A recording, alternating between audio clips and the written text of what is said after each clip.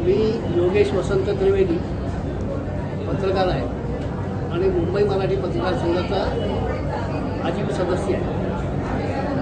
आज या ठिकाणी मुंबई मराठी पत्रकार संघ, विहंग प्रतिष्ठान आणि अन्य संस्थांच्या संयुक्त विद्यमाने एक पंक्ती पूरग्रस्तांसाठी हा कार्यक्रम मंगेश बोरगावकरांचा नजराणा या ठिकाणी घेऊन आलेले आहे.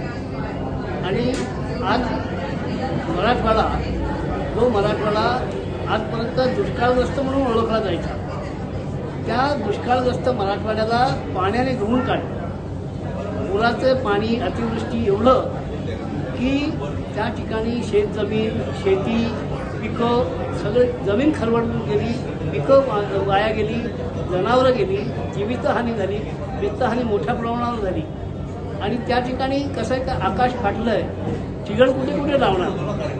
आणि मंत्रालय आणि विधिमंडळ वार्ता संघाने पाडव्याच्या दिवशी मुख्यमंत्री सहायता निधीला 2,05,555 रुपये दिले. आणि आज मंगेश बोरगावकरांच्या नजराणाच्या मार्फत एक पंक्ती पूरग्रस्तांसाठी हा जो कार्यक्रम आयोजित केलेला आहे, हा एक त्याच्यातलाच एक खारीचा वाटा आहे.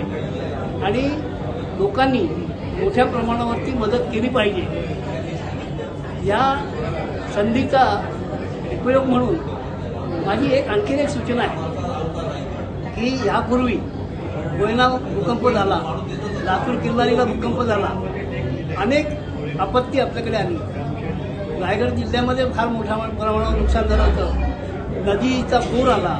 अशा वेळेला मुंबईमध्ये मदत फेऱ्या निघायच्या आणि त्या मदत फेऱ्यांमध्ये मोठमोठाले चित्रपट कलावंत त्या ट्रकवर उभे राहून लोकांकडनं मदत घ्यायची आणि तारकांचे हात मिळवण्यासाठी लोक 100 रुपये असे मदत करायचे. आज बऱ्याच वर्षामध्ये अशी मदत फेरी निघालेली नाही आहे. राज्याचे सांस्कृतिक कार्यमंत्री आशिष शेलार हे फार मोठ्या प्रमाणावरती ऐतिहासिक वारसा जतन करण्याच्या गोष्टी करतात. त्यांच्या मतदारसंघामध्ये अर्ध बॉलिवूड आहे बांद्रा पश्चिमेला. तर बांद्र्याच्या पश्चिमेला जेवढे कलाकार आहेत, आज तुम्हाला सांगतो की अनेक उद्योगपती आहेत, अनेक अभिनेते आहेत की ज्यांच्याकडे करोडोनी संपत्ती आहे.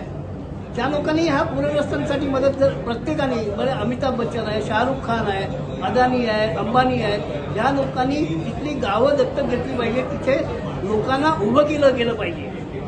या दृष्टिकोनातून मी जर सूचना केली तर ती चुकीची ठरणार नाही असं मला वाटतं. माझ्या या कार्यक्रमाला शुभेच्छा आहे. असे कार्यक्रम वरचेवर